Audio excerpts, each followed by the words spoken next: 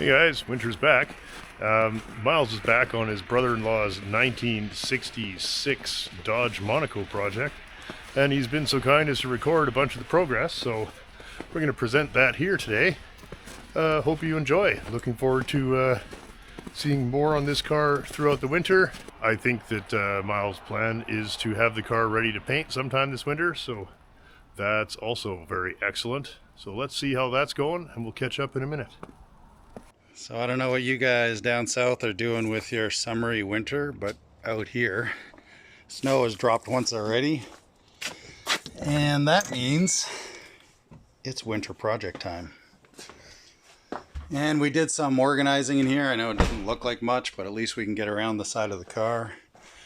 We tore into the car today. We disassembled a few things because, Dave, the man, we're targeting the body this winter, and might as well start with the trunk.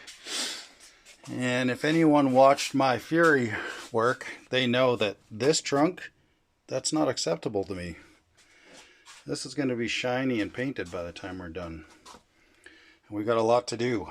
So we just fought, the last 2+ hours getting the rear bumper off. Because of course every bolt was rusted and then spun in its housing. So this is a new thing to me, finding metal in the back of a C-body that you're saving, right? My Fury was so rough. None of this metal was here. I think I just had like 1 or 2 of these bolts to build the whole back end from. But what we discovered when we were bullshitting yesterday and talking with the car is not much of the metal lines up here. So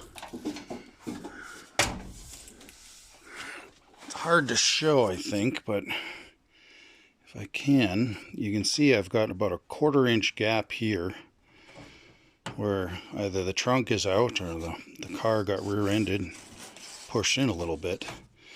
And I've got the same over here. Well, not as bad. This is about 1/8 of an inch right here. If you can see, that's kind of a straight down shot. So when we had taillights in here, the trunk sat back a good 1/4 of an inch. None of those panels lined up very well at all. So we're gonna have lunch and think about it, but I think we're gonna push the back of the car out. And before you get excited and you think that this is factory and Myles is going crazy, let me just show you. They have previously hooked a tool to this. See my finger go inside here. This has all been ripped apart from a body shop pulling the car back to try and straighten out whatever rear ender this thing saw. We'll do a close inspection before we get to modifying it, but to me right now it looks like this body's coming out a 1/4 of an inch on both sides. We'll get things lined up. You can see that she's nice and rotten back here. Water was getting in there somehow, and that whole bottom lip is just toast. Right on. So that's day 1 of round 2, I guess, eh? This is winter number 2. It's always winter. It's always winter here.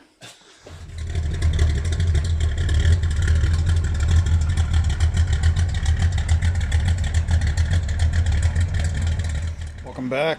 Dave's put a little bit of time into the trunk, cleaning everything out, doing some wire wheel, a little bit of grinding.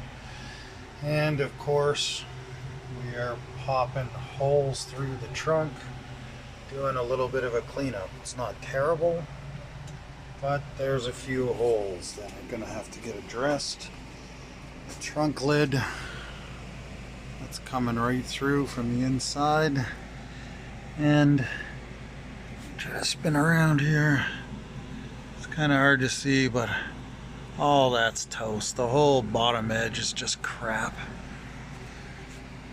So we did a little shopping. We found a trunk lid off of Polera, and you can see the bottom lip is considerably better.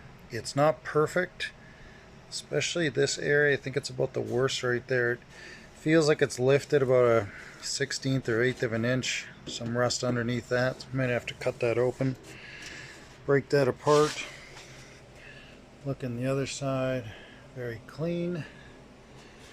One of the really annoying things here is that Dodge, in their wisdom, has put Dodge letters on the Polara trunk lid, but on the dressed up Monaco they put Monaco on the trunk lid. So yeah, that's a little bit of extra work. So anyway, we're gonna go ahead and get rid of the Polara stuff here today. Probably just disassemble everything out of here, and I guess we'll get started looking at this trunk lid and see just how much work it's going to take. When you put the taillights in, and things just don't line up that well, so I can't go ahead and paint this thing and just have the taillight fitment be that crappy. So let's get started disassembling the trunk lid here, and when Dave comes back, which I think is tomorrow, we'll mount the trunk lid on there and hopefully taillights line up a little bit better.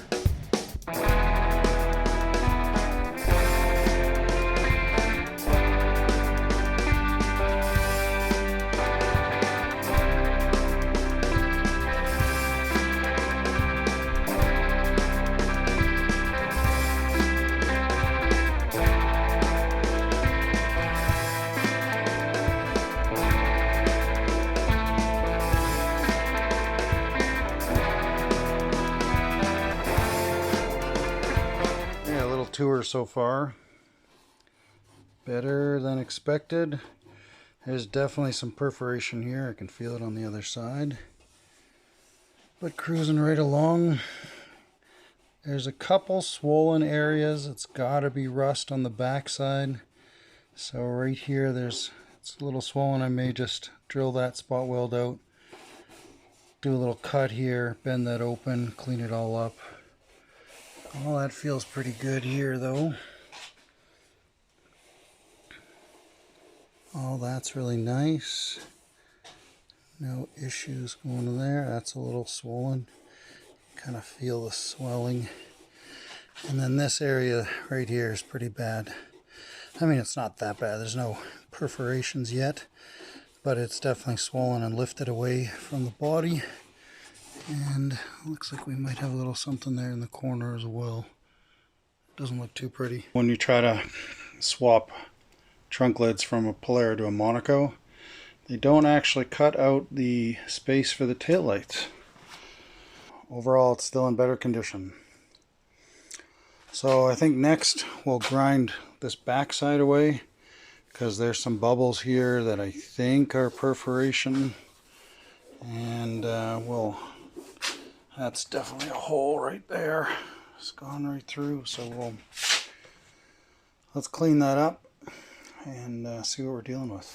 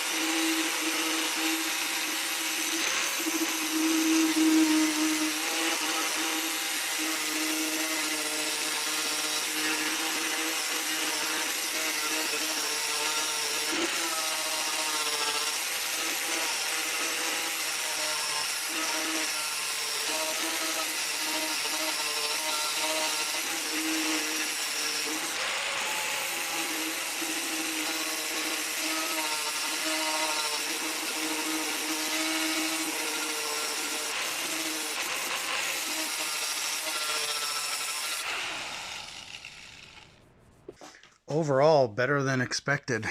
We've definitely got some perforation right there. But as you run along, like there were some light rust spots. I don't know how bad that's going to be. Maybe I just need to hit it a little longer with the grinder there. but I was able to clean up most of the rust spots just with a little grinder action, and I'm not hitting it with a really hard cutter. I think I'm 80 grit right now.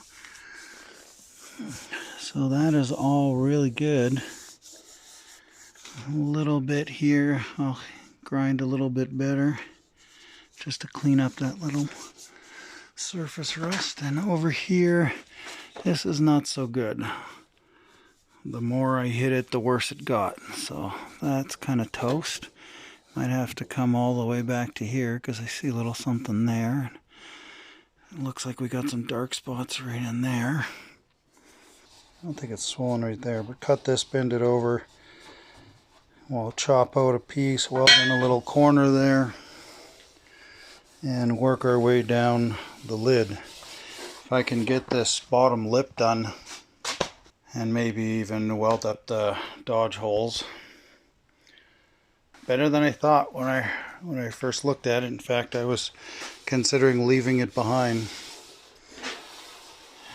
It's a hard decision to make. Now that I find this additional modifications, yeah, I don't know. Am I winning?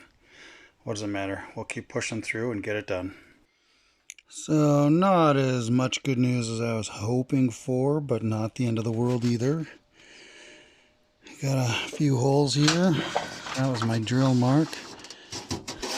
That's kind of thin there. That's a hole through to the back side. My thumb out of the way. Right there. Another hole. Carrying on down pretty good for a while. Those are just my drill marks. We find ourselves another hole right here. Big hole right here. This was that swollen area I discussed earlier that I kind of had suspected was going to be not so good. And not bad in the corner. Where was that spot we were saying earlier that this was a little Swiss cheese? It's pretty good over here, so we're going to have to chop that from the front side and deal with that. I'm going to have to bend this area over as well and maybe cut a piece back here just to fix that inner before we chop the outer. I mean, generally pretty good. Quite a bit of surface rust though, and it's gonna be kind of tough to get in there and clean that out.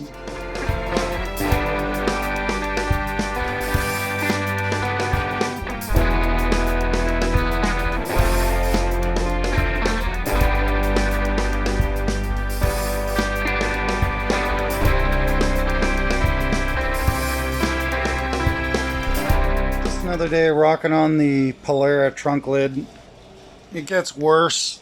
The differences between, it's not just a matter of chopping these holes out so you can put tail lights in. I put a little more time, and Dave and I were looking at things the other day, and they've also spot welded these brackets back in here. It's kind of hard to see they're inside. And that's where the taillights actually mount to. So then you're talking about drilling out welds and spotting in another bracket. So I think we're back to fix the edge of the Polara trunk lid, both sides.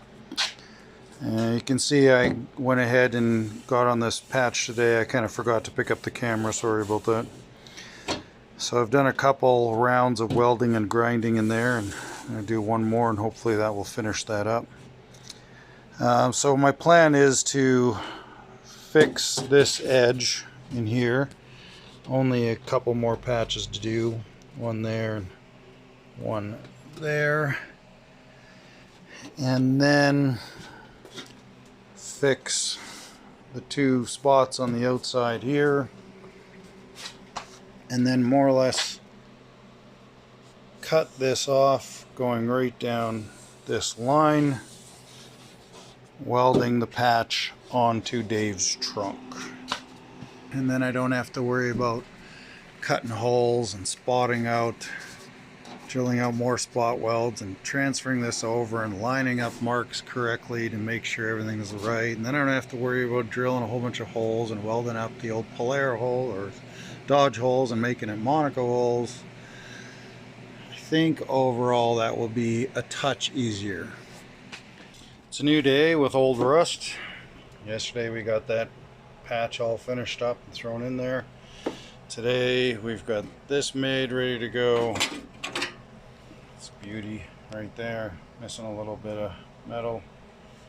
So anyway, I threw this quickly in the shrinker just to give it a mild arc, because as Scott says, there's no straight panels on your car, and he's right. I've left it a little long because on this one over here I cut it and then I bent it, and of course the bend ate about 1/8 of an inch, so that was frustrating. Luckily it's going to be hidden when I bend over the edge, so no biggie, but this time I think I'll just leave that edge long. I'll cut this out, I'll tack it into place, and then I'll trim the final top edge there, and we'll try and get that piece done. And with any luck we'll get this done today too, and the inner edge will be finished. Then we can fold this back over and get started on tacking in the backside. Alright, I haven't been filming every inch of this because really it's not that much fun to watch, and the sooner it gets done the better. So I'm just going to burn through and I'll update you guys in a bit. Okay, there's our final 2 patches done. Our inner lower trunk lip is now rust free and ready to get chopped off. I gotta chop out just a couple little patches and do that, and then it looks like both lips right here are the same on both trunk lids. Alright, that's the end of my weekend. I threw the patch in over here. That looks great. Now, threw a patch in over here in the corner. That's all done. And again, the lip is all hammered back into place. Not sure if that was such a good idea, because now it's kind of pinched pretty tight, and I've got to figure out a way to cut this guy off. I was kind of wanting to do it one piece at a time so I could mock the inner against the outer where the upper lip is. Yeah, I'll talk to the man and see what's best in that idea. But I'm done with making pieces and spotting them in on this trunk lid. Now we do the big cut and we transfer all the good metal over to the POS over there. Okay, we'll tune in soon when I get started doing that.